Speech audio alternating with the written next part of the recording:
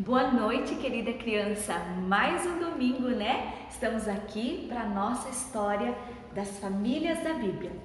Você já sabe, né? Todos os domingos eu falo isso para você, que a sua família, a minha família, as nossas famílias são um presente especial que nós recebemos de Deus, né? Então, a gente precisa cuidar com muito amor, com muito carinho das nossas famílias. Sente aí, convide a sua família para prestar bastante atenção na historinha desta noite. Muito bem, crianças! Então, a nossa história de hoje, né, vai falar a respeito da família de Isaac. Você lembra da história lá de Rebeca, né, da família de Rebeca, quando ela casou-se com Isaac e eles formaram uma família? Pois bem, hoje nós vamos ver um pouquinho a respeito da história, então, dessa família aqui, ok? A nossa história diz o seguinte, olha, que a Rebeca, ela teve dois filhos gêmeos, Esaú e Jacó. Esaú tinha os cabelos ruivos e muitos pelos no corpo. Jacó já não tinha tantos pelos no seu corpo, certo? E olha só, esses dois meninos, já quando eles estavam na barriguinha da mamãe, Deus disse o seguinte para Rebeca, olha, há duas nações dentro de ti, dois povos vão sair destes dois meninos. O primeiro a nascer, então, foi Esaú, que é como a prof disse, né, que ele era ruivinho, tinha o corpo coberto de pelos. E em seguida nasceu Jacó, que segurava no calcanhar do seu irmão. Os dois irmãos cresceram e Esaú se transformou em um homem habilidoso com a caça. Era isso que ele gostava de fazer. Ele gostava de estar livre no campo, não de estar em casa. Ele se sentia aprisionado. Ele queria ser livre no campo. Jacó, por sua vez, era contente com a vida no lar, cuidava dos rebanhos, né? Ele era mais caseiro, podemos dizer assim. Certo dia, Jacó estava preparando um cozido, né, para ele se alimentar ali. E o Esaú chegou cansado do campo e ele disse para Jacó o seguinte: me dê um pouco dessa comida, porque eu estou com muita fome. E o Jacó, ele se aproveitou um pouquinho daquela situação do irmão. Ele disse o seguinte, ó, está bem, mas primeiro me venda o seu direito de primogenitura. Esaú, naquela situação, aquela altura, né, tomado ali pelo desejo de receber o alimento, ele queria mais saciar a sua fome, né, encher sua barriguinha. Ele não teve controle sobre as suas emoções. Estou quase morrendo de fome, certo? Para que vai me servir essa primogenitura agora nessa hora? Está bem, vou trocar com você. Então, naquele dia, os dois irmãos fizeram um juramento.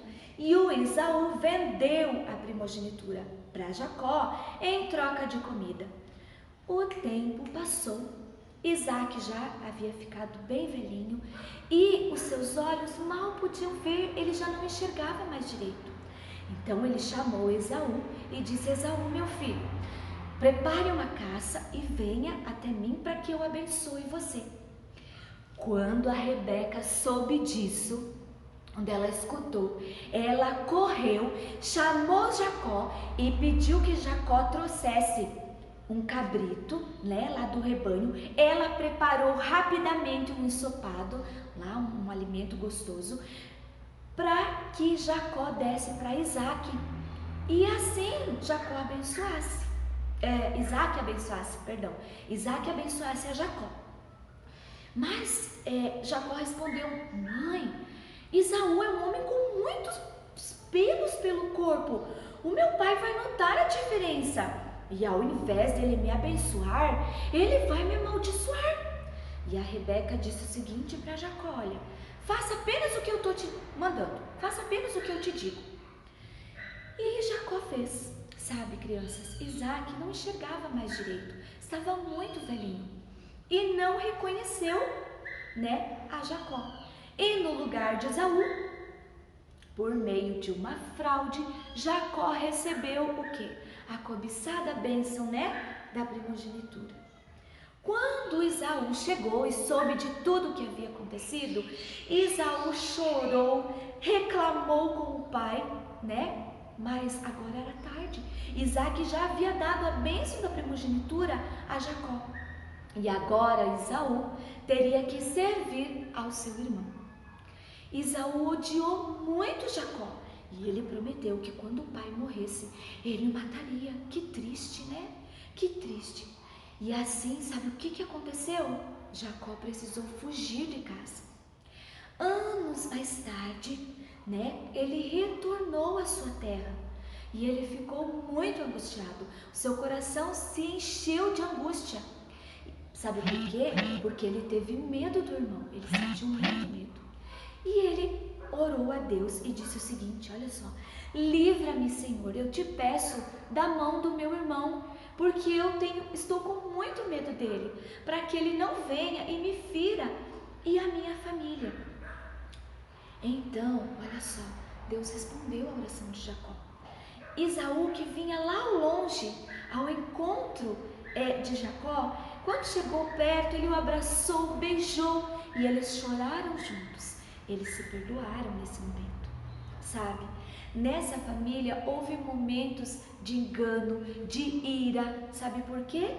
Apenas porque, como Esaú, ele valorizou mais o que? Os seus desejos, a sua vontade. Ele queria fazer o que ele quisesse, ele queria ser livre. E Jacó não esperou Deus agir. Ao invés de ele esperar que Deus agisse, porque Deus já tinha prometido isso, ele, por ele mesmo, quis adiantar as coisas. Sabe, crianças, que Esaú e Jacó, eles foram ensinados desde pequenininhos a considerar o direito da primogenitura como algo assim muito importante, algo muito especial. Não era apenas uma simples herança de bens materiais que eles iriam receber. Aquele que recebia se tornava o líder da família e devia dedicar a sua vida ao serviço de Deus. Esaú considerava tudo isso um fardo. Ele queria apenas, dominado ali pelas suas emoções, pelos seus desejos, satisfazer a sua própria vontade. E por um prato de lentilhas, ele abriu mão de sua primogenitura para satisfazer apenas um desejo do coração, um desejo daquele momento, apenas um desejo de momento. Assim, Esaú, ele desprezou o direito de ser o filho mais velho.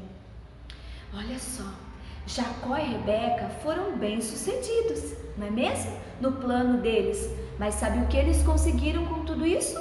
Aborrecimento, tristeza para a família. Deus já havia dito que Jacó receberia a bênção da primogenitura. A sua palavra teria se cumprido se Jacó tivesse esperado que Deus agisse e não ele por conta própria, junto com a sua mãe, querer adiantar as coisas. Rebeca, ela se arrependeu amargamente, crianças. E Jacó sentiu assim, durante muito tempo da sua vida, o peso, ou se não, por que dizer, durante toda a sua vida, o peso da culpa. Ele tinha pecado contra o pai, contra o irmão, contra ele mesmo e principalmente, sabe contra quem? Contra Deus.